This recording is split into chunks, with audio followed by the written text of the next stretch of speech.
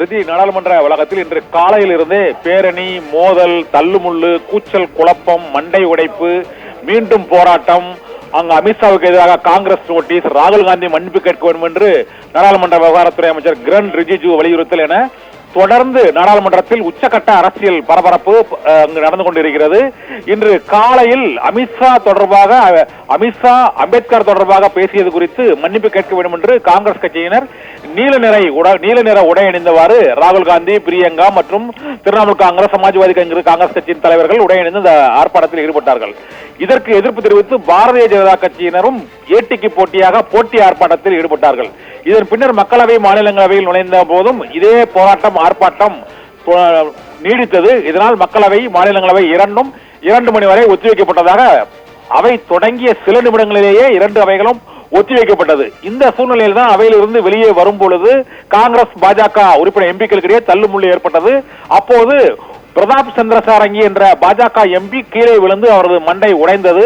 மண்டை உடைந்ததற்கு ராகுல் காந்தி எம்பிக்களை தள்ளிவிட்டதால் தான் உடைந்தது, மண்டை உடைப்புக்கு காரணம் என்று அவர் குற்றம் சாட்டியிருந்தார்.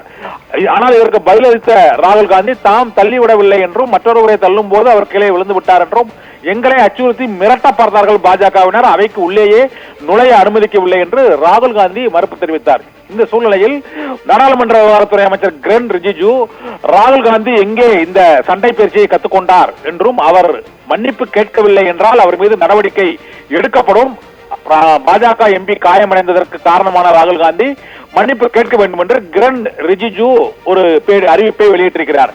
இதன் மூலம் இதற்கு பதிலடி கொடுக்கும் வகையில் அமித்ஷா மன்னிப்பு கேட்க வேண்டும் என்று காங்கிரஸ் கட்சி உரிமை மீறல் நோட்டீஸை காங்கிரஸ் கட்சி மற்றும் எதிர்கட்சிகள் சார்பாக 2 அவைகளிலும் கொடுத்திருக்கிறார்கள். இதனால் மன்னிப்பு கேட்க போவது அமித்ஷாவா, ராகுல் காந்தியா? போராட்டத்தை இருவரும் தொடரப் போகிறார்களா? அங்கு நாடாளுமன்ற வளாகத்தில் அங்குள்ள படிக்கட்டுகள், சுவர்கள் மற்றும் வளாகம் முழுவதும் கொடிகளோடும் பதாகைகளோடும் பாஜக எம்பிக்களும் காங்கிரஸ் எம்பிக்களும் தொடர்ந்து போராட்டங்களில் ஈடுபட்டு வருவதால் நாடாளுமன்ற வளாகமே உச்சகட்ட பரபரப்பில் இருக்கிறது. ரதி, அம்பேத்கர் என பேசுவது ஃபேஷன் ஆகிவிட்டது என அமித்ஷா பேசியதற்கு கடுமையான கண்டனங்கள் எழுந்தன. இந்நிலையில் நாடாளுமன்றமே போர்க்களம் போல காட்சியளிக்கிறது. காங்கிரஸ், பாஜக எம்பிக்கள் தள்ளுமுள்ளு மோதலில் ஈடுபட்டதால் அங்கு பரபரப்பான சூழ்நிலை நிலவிக் கொண்டிருக்கிறது. அண்மை செய்தியாக பார்த்தோம். விவரங்களை எமது தலைமை செய்தி ஆசிரியர் கண்ணன் வழங்கியதை கேட்டோம்.